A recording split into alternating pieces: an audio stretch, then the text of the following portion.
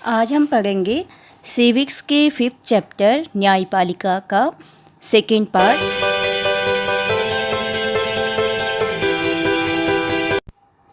आज का हमारा टॉपिक है भारत में अदालतों की संरचना। अदालतों की संरचना भारत में किस प्रकार है। तो हमारे देश में 3 अलग अलग स्तर पर अदालतें हैं। ठीक है, पहला है अधीनस्थ न्यायालय, दूसरा उच्च न्यायालय और तीसरा सर्वोच्च न्यायालय। पहले हम अधीनस्थ न्यायालय के बारे में जानते हैं। अधीनस्थ या जिला न्यायालय जो है आमतौर पर या तो जिला स्तर पर, तहसील स्तर पर या शहर में होती है और हर ज़िले में एक जिला न्यायाधीश होता है। अधीनस्थ न्यायालय जो है उनको कई अलग अलग नामों से भी संबोधित किया जाता है।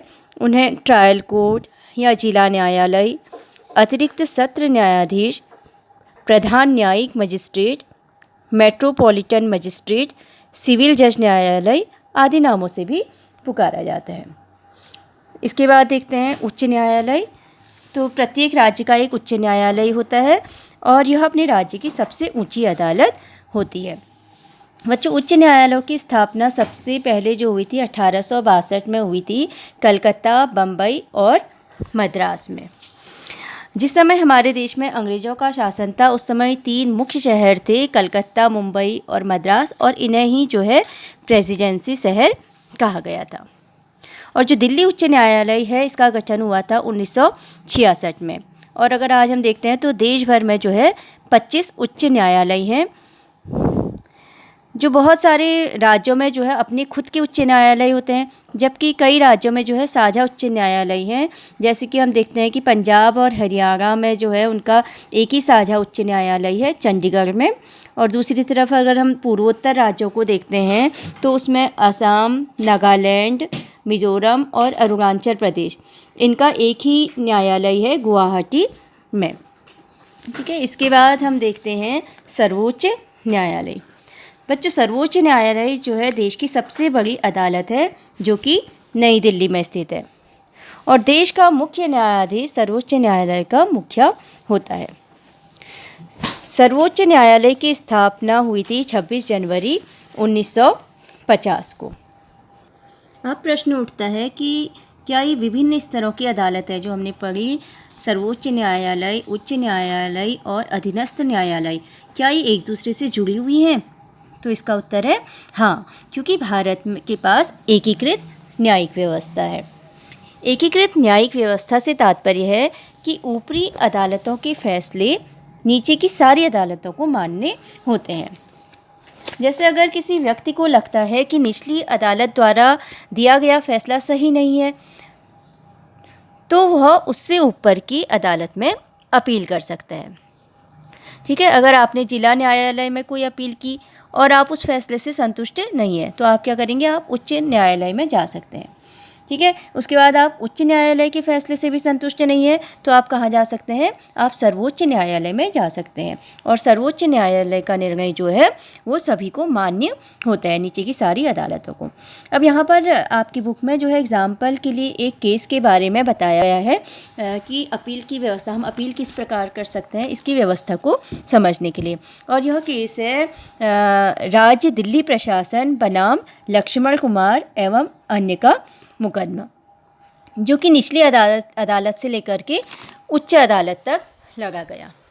तो इसमें एक है लक्ष्मण कुमार और उनकी माँ शकुंतला व उनके भाई सुभाष चंद्र।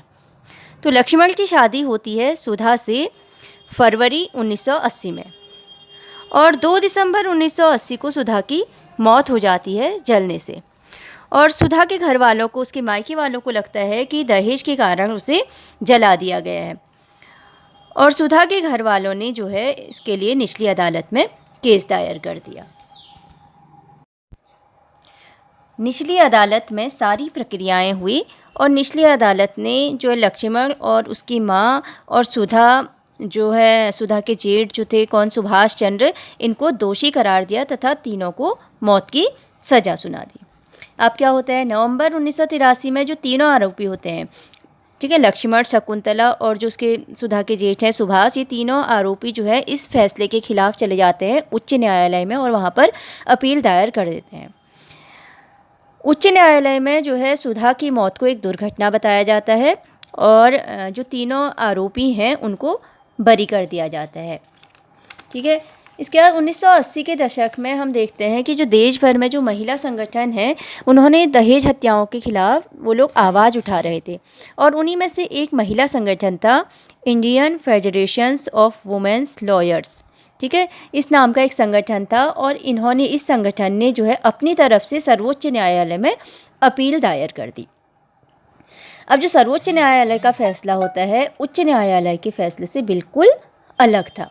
अब यहाँ पर सर्वोच्च न्यायालय जो फैसला सुनाता है उसमें लक्ष्मण व उसकी माँ को वो दोषी पाता है और जो सुभाष चंद्र है सुधा का जेठ उसको बरी कर दिया जाता है क्योंकि उसके खिलाफ जो है पर्याप्त सबूत नहीं मिल पाते हैं।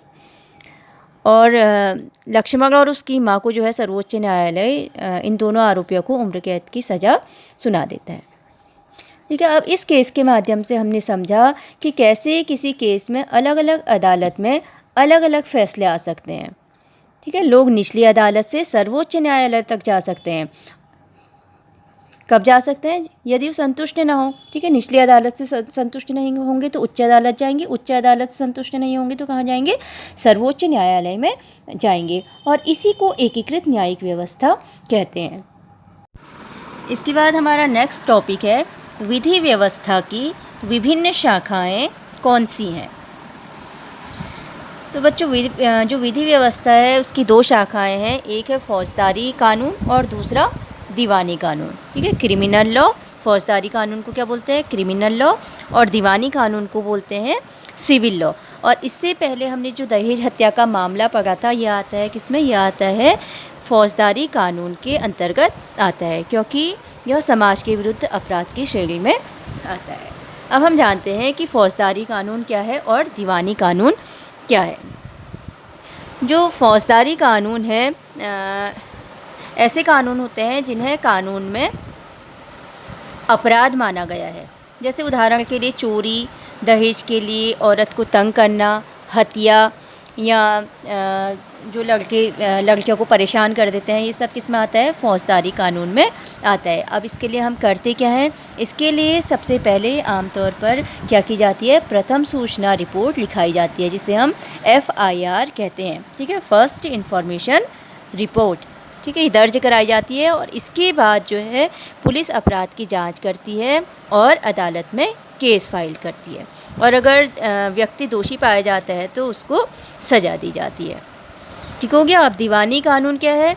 दीवानी कानून के अंतर्गत जो है यदि किसी व्यक्ति विशेष के अधिकारों का उल्लंघन या अवहेलना हो रही है तो वो दीवानी कानून के अंतर्गत आता है। जैसे ज़मीन की बिक्री, चीज़ों की खरीदारी, किराया, तलाक आदि से संबंधित जो भी विवाद हैं वो आएंगे किसमें? दीवानी कानून में, सिविल लॉ में। अब इसमें क्या प्रक्रिया अपनाई जाती है? इसमें जो है प्रभावित पक्ष की ओर से न्यायालय में, कोर्ट में जो है एक याचिका दायर की जाती है। ठीक है। और अदालत जो है राहत की व्यवस्था करता है। ठीक है। दोनों पक्षों की दलीलें सुनने के बाद अदालत जो है न्याय का फैसला करता है। अब इसके बाद हमारा अगला जो टॉपिक है वो है क्या हर व्यक्ति अदालत की शरण में जा सकता है? यदि हम सिद्धांततः देखें तो किसी भी व्यक्ति की मौलिक अधिकारों का हनन हो रहा है तो वह अदालत में जा सकता है।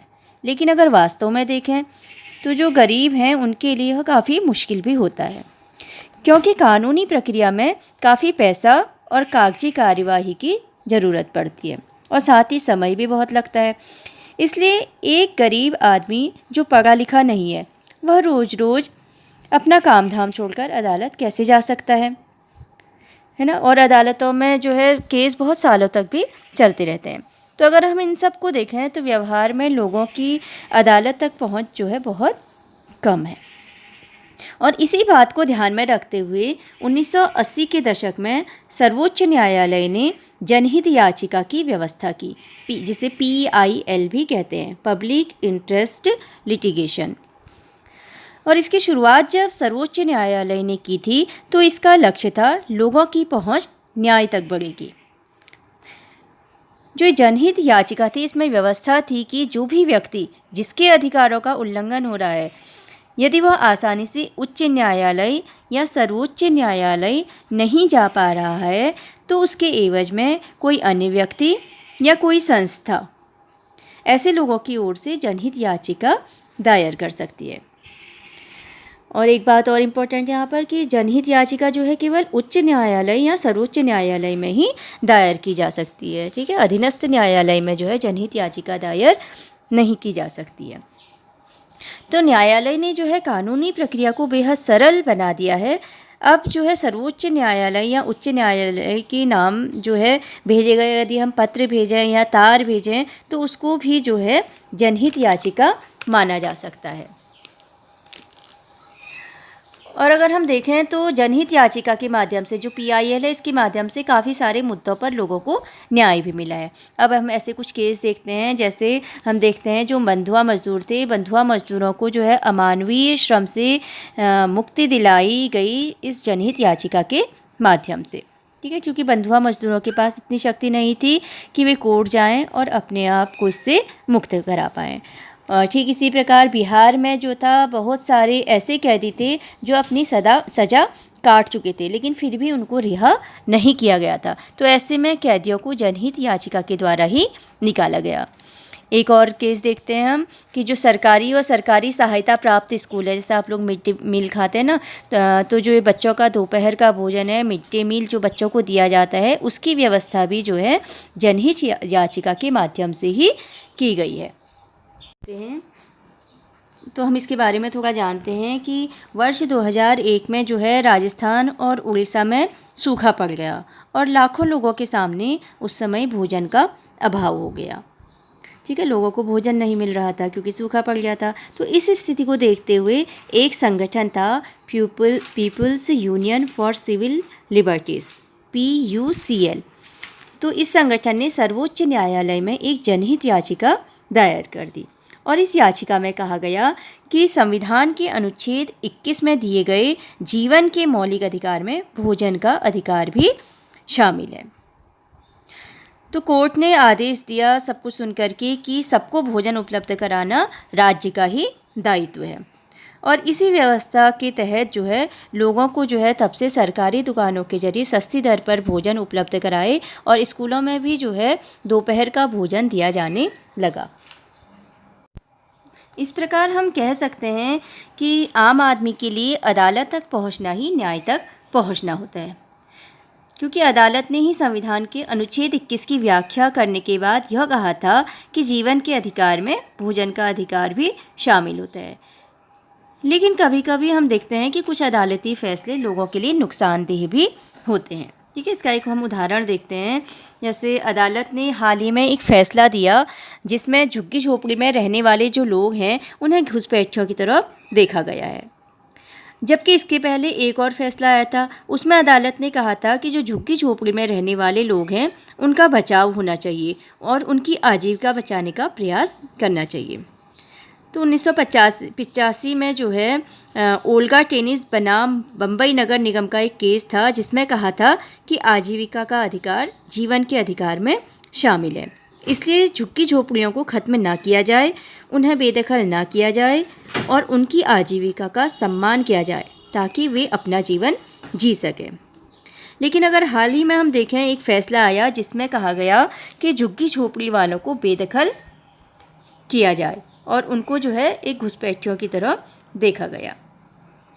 तो इस प्रकार कभी कभी ऐसे फैसले भी आ जाते हैं जिनसे लोगों को नुकसान होता है।